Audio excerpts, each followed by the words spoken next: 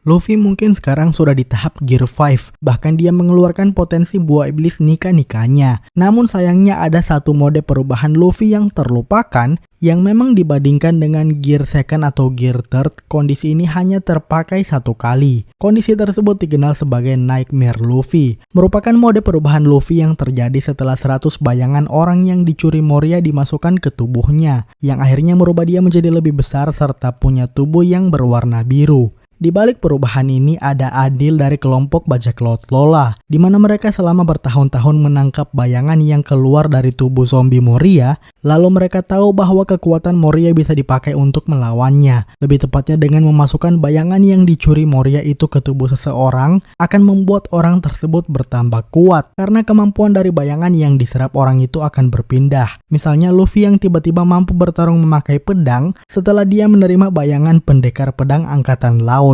Untungnya dengan jiwa Luffy yang kuat, dia mampu menahan 100 bayangan yang mungkin tidak bisa ditahan orang lain, yang biasanya orang normal hanya bisa menahan 2-3 bayangan. Tubuh Luffy membesar hampir seukuran dengan Gecko Moria, si Chibukai paling tinggi dan besar yang pernah ada. Tapi Luffy justru terlihat lebih kuat karena ototnya mengembang mirip dengan kondisi Heavy Point milik Chopper. Singkatnya, dalam mode ini serangan Luffy yang biasanya menjadi meningkat berkali-kali lipat. Serangan fisiknya bahkan mampu unggul dibandingkan Ors, yang harusnya dengan tubuh terbesar di dunia juga punya fisik yang kuat. Bisa dilihat Luffy hanya memakai satu tangan untuk menghentikan pukulan Ors. Selain itu Luffy juga bertambah cepat, dan yang paling epik adalah mode ini memungkinkan Luffy menjadi pendekar pedang.